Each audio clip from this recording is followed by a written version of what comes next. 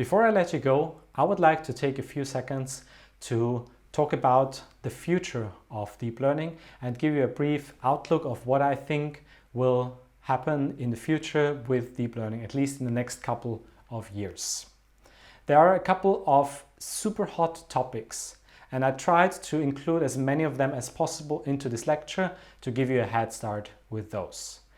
Deep learning is and will stay a highly active field of research, and it has surpassed the peak of inflated expectations in my opinion, because it is already being used in many production services and systems worldwide.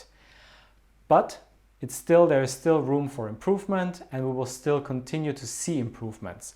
And some of the hottest topics, in my opinion, are generic adversarial networks, where you try to kind of play the networks against each other, graph neural networks that we've talked about today, and of course all of the things where you have a lot of unlabeled data and try to leverage this, including self-supervision or unsupervised domain adaptation.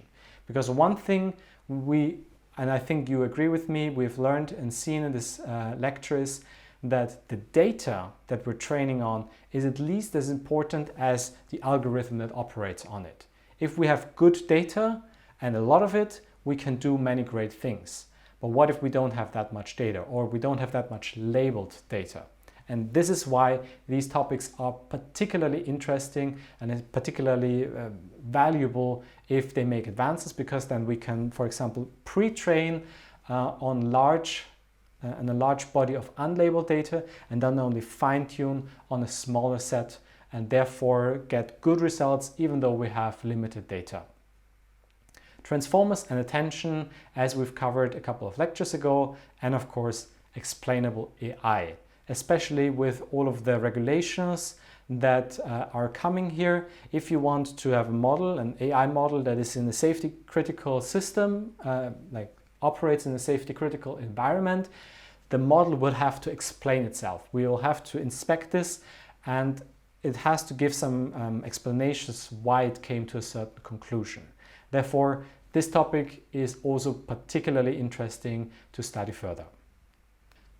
A few words about the next 2 weeks. So the next 2 lectures that we will have in classroom here will be your presentations, and I'm very much looking forward to it. Students will be selected randomly to present their work. So please, all of you, be prepared for the first lecture, and attending both sessions is mandatory to receive points for your exercise 3. If for some reason you cannot attend one of those 2 lectures, please contact me.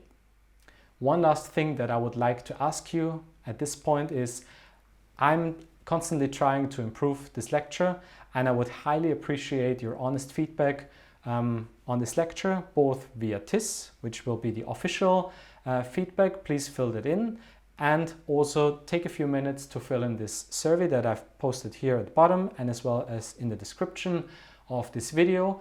And it basically resembles this chart here. I love to draw this in the courses that I teach, where you have 5 regions, and then you think about what about this course you would like to keep as it is, what you want more or less, or what you want me to start or stop. Obviously, participating in this survey is anonymous, and it will not affect your grading whatsoever. It's just for me, such that I can improve this lecture for the future.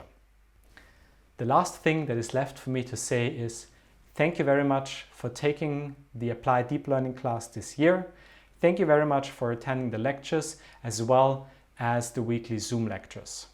I was very happy to receive your questions. It was always exciting for me and interesting to discuss your questions, and I hope you not only learned a lot in this class, but that you also feel as excited about deep learning as I do.